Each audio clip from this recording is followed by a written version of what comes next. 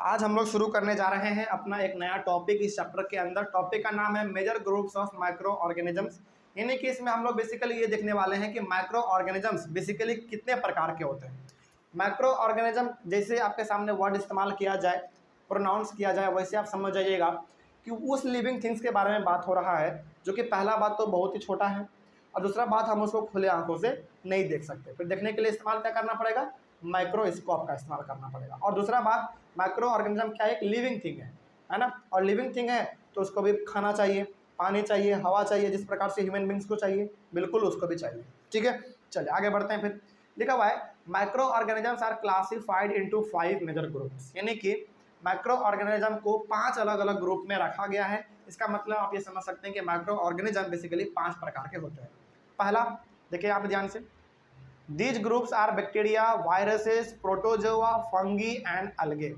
ये है हमारा बेसिकली 5 प्रकार के माइक्रो ऑर्गेनिज्म। देखिए जरा ध्यान से, बैक्टीरिया, लेकिन बैक्टीरिया को यदि हम लोग सिंगुलर में बोलना चाहेंगे तो क्या बोलेंगे? बैक्टीरियम। ठीक है, प्लूरल हो गया हमारा बैक्टीरिया और सिंगुलर हो गया बैक्टीरियम। उसी प्रकार से वायरसेस हो गया हमारा प्लूरल और वायरस हो गया हमारा सिंगुलर।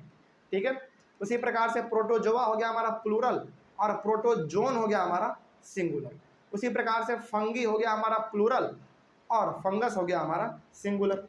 ठीक है, एल्गे हो गया हमारा प्लूरल और अलगा हो गया हमारा सिंगुलर। तो बेसिकली ये वाला जो है ना सिंगुलर वाला पार्ट हम लोग इसका इतना इस्तेमाल नहीं करते हैं। इस्तेमाल बेसिकली हम लोग इसके प्लूरल वाले हिस्से का करते हैं, जैसे बैक्टीरिया, वायरसेस, प्रोटोजोआ, फंगी, अलगे, इन सब का इस्तेमाल हम लोग ज़्यादा करते हैं। लेकिन हाँ, याद रखना हो तो आप याद रख सकते हैं कि इनको हम लोग सिंगुलर में क्या कहेंगे। ठीक है, चलिए आगे बढ़ते हैं। तो पहला हमारा क्या था? बैक्टीरिया, उसके बाद वायरसेस, उसके बाद प्रोटोजोआ, उसके बाद फंगी और उसके बाद अलगे। तो इन पांचों के बारे में हम लोग अब एक एक करके डिस्कस कर लेते हैं। तो सबसे पहला हमारा बैक्टीरिया है, तो बैक्टीरिया के बारे में पहले डिस्कस करते हैं। देखिए लिखा हुआ है about bacteria. Bacteria are very small, बहुत स्मॉल होता है। ठीक है, हालांकि स्मॉल तो है ही, इसको हम लोग खुले आंखों से नहीं देख सकते, तो बहुत स्मॉल होता है। It is single celled micro organisms. देखिए माइक्रो ऑर्गेनिज्म का मतलब लिविंग थिंग, और जिसको हम लोग खुले आंखों से नहीं देख सकते। और माइक्रो ऑर्गेनिज्म भी ना 2 प्रकार के होते हैं, एक यूनिसेलुलर, नाम सुने हैं, और एक मल्टी सेलुलर। यूनिसेलुलर का मतलब होता है वो लिविंग थिंग्स जो कि एक ही सेल से मिलकर बना है, एक ही सेल, बहुत ही छोटा सा बस। और मल्टी सेलुलर ऑर्गेनिज्म का मतलब है कि वो बहुत सारे सेल से मिलकर बना है। एग्जाम्पल हमारा मल्टी सेलुलर का, हम खुद ह्यूमन बींग, प्लांट, एनिमल, वो सब हमारा है मल्टी सेलुलर ऑर्गेनिज्म। और यूनिसेलुलर मतलब कि एक ही सेल से मिलकर बना होगा। तो ये जो हमारा बैक्टीरिया है वो सिंगल सेल्ड माइक्रो ऑर्गेनिज्म है, मतलब कि सिंगल सेल्ड बोलो या फिर यूनिसेलुलर बोलो, दोनों का मतलब सेम है।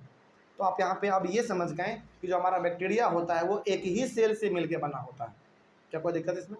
आगे, इट हैज सेल वॉल्स, इसके पास अपना खुद का सेल वॉल होता है। अच्छा, आपने पढ़ा होगा कि सेल वॉल कहाँ पे पाया जाता है, प्लांट सेल में या एनिमल सेल में? बताइए। सेल वॉल प्लांट सेल में है ना, प्लांट सेल में सेल वॉल पाया जाता है। और प्लांट सेल में सेल वॉल का काम क्या होता है? सेल को प्रोटेक्ट करना, उसको ताकत पैदा करना, ताकत देना, स्ट्रेंथ प्रोवाइड करना। लेकिन यहाँ पे सेल वॉल जो है वो बैक्टीरिया में भी पाया जा रहा है।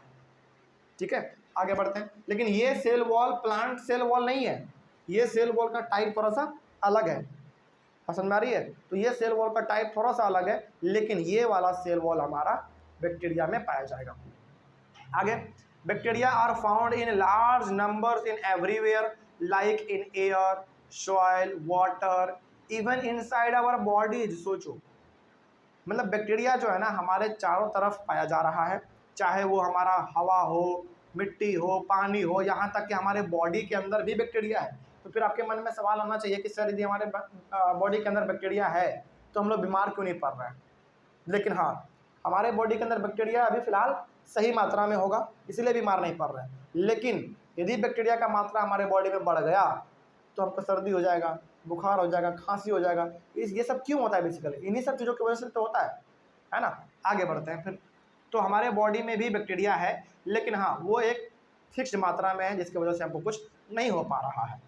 आगे, bacteria can feed, move, respire as well as reproduce on their own. अब चूंकि भाई बैक्टीरिया है, और बैक्टीरिया क्या है? एक माइक्रो ऑर्गेनिज्म है, मतलब कि लिविंग थिंग्स है। लिविंग थिंग्स है तो उसको भी भोजन चाहिए, हवा चाहिए, पानी चाहिए। तो ये भोजन भी खाता है, अपना मूव भी करता है, सांस भी लेता है, यहाँ तक कि अपने बच्चे को जन्म भी देता है। सोचो, मतलब कि वो बैक्टीरिया वो सारा काम करेगा जो काम एक ह्यूमन बीइंग करता है। ठीक है, आगे बढ़ते हैं। There are mainly 3 groups of bacteria.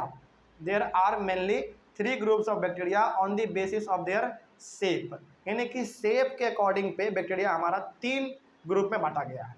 पहला है हमारा स्फेरिकल बैक्टीरिया, दूसरा है रॉड शेप्ड बैक्टीरिया एंड तीसरा है स्पाइरल बैक्टीरिया।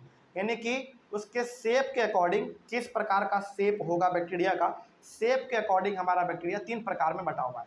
पहला है स्फेरिकल बैक्टीरिया, दूसरा रॉड शेप्ड बैक्टीरिया और तीसरा है स्पाइरल बैक्टीरिया। ये तीनों का तीनों कैसा दिखता है ये आपके एनसीईआरटी बुक में भी मेंशन है, और यदि आपके पास रेफरेंस बुक है तो उसमें भी ये तीनों का तीनों डायग्राम दिया हुआ है, उसको आप एक बार देख लीजिएगा। ठीक है, चलिए आगे बढ़ते हैं। फिर देखो, शेप के अकॉर्डिंग यदि आपसे बात करें कि शेप के अकॉर्डिंग बैक्टीरिया कितने प्रकार के होते हैं, तो आपका जवाब होना चाहिए 3 प्रकार का। लेकिन आगे देखो, फिर lactobacillus and rhizobium are 2 common examples of bacteria.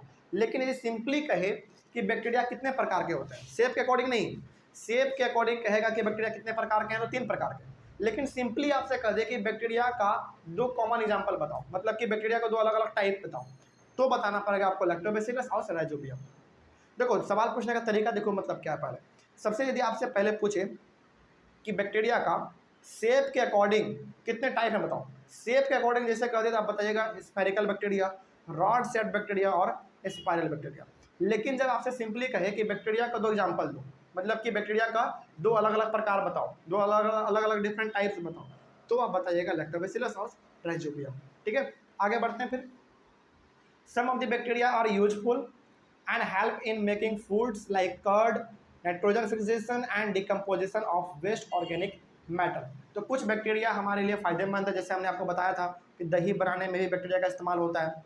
Nitrogen fixation समझ में आता है क्या है, मतलब कि अच्छा, इसके बारे में तो हम खास करके पूरा बताएंगे आगे, इसके बारे में पूरा एक टॉपिक ही है इस चैप्टर में। ठीक है, तो इसके लिए आपको घबराना नहीं है, क्योंकि यदि हम इसको अभी बताने लगे ना तो 5-10 मिनट हमारा इसी में चल जाएगा, तो इसको हम बताएंगे आराम से। And decomposition of waste organic matter, और सामानों को सड़ाने में गलाने में जो है बैक्टीरिया का काम हम लोग इस्तेमाल करते हैं। मतलब कि कोई सामान यदि आपको सड़ाना हो, गलाना हो, तो आप उसको खुले एनवायरनमेंट में ऐसे छोड़ दो, आप देखना कुछ समय के बाद वो अपने आप गायब हो जाएगा।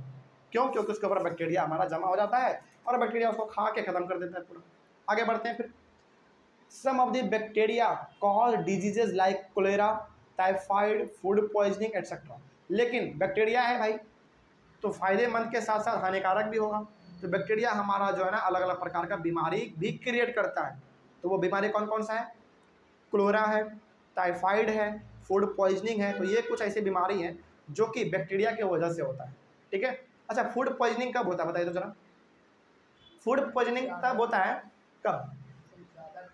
नहीं, फूड पॉइजनिंग तब होता है जब हम लोग थोड़ा सा सड़े हुए चीज़ों को खा लेते हैं, पुराने चीज़ों को खा लेते हैं। जैसे मान लीजिए, सपोज कीजिए कि आपने क्या किया, मार्केट से एक चिप्स का पैकेट खरीद के लेकर लाया आपने, उसको आपने फाड़ दिया और उसको आपने फाड़ के ऐसे ही आप किसी घर के कोने में रख दिया और आप उसको 10 दिन तक भूल गए। ठीक है, और 10 दिन के बाद जब आप उसको उठा के देखेंगे, चिप्स तो आपका रहेगा, आप देखेंगे कि अरे भाई मेरा चिप्स तो बचा हुआ है, आपको लगेगा कि हमने रखा था यहाँ पे, फिर आप उसको खाने लगेंगे। लेकिन वो पैकेट कैसा था? फाड़ा हुआ था ना, उसके अंदर क्या चला गया होगा? बैक्टीरिया चला गया होगा। लेकिन जब उसी फूड चिप्स को आप 10 दिनों के बाद खाएंगे तो डायरेक्टली आपके अंदर क्या चला गया? बैक्टीरिया चला गया, और बैक्टीरिया बहुत ज़्यादा मात्रा में गया, तब उसको आप उस समय पे आपका पेट खराब हो जाता है। उसी को कहते हैं बेसिकली फूड पॉइजनिंग। तो फूड पॉइजनिंग बेसिकली सड़े हुए चीज़ों को खाने से होता है, या फिर जो लंबे समय से रखा हुआ है उसमें हवा लग गया, वो उन चीज़ों को खाने से हमारा फूड पॉइजनिंग होता है। और फूड पॉइजनिंग में बेसिकली आपका पेट खराब होता है। ठीक है, पेट में दर्द होने लगता है, वो फिर हम लोग दवाई खाते हैं, फिर ठीक हो जाता है। तो ये हमारा पूरा का पूरा बात हो गया बैक्टीरिया के बारे में। अगले वाले क्लास में हम लोग डिस्कस कर लेंगे वायरसेस के बारे में। ठीक है, चलिए मिलते हैं अगले वाले क्लास में। Thank you very much.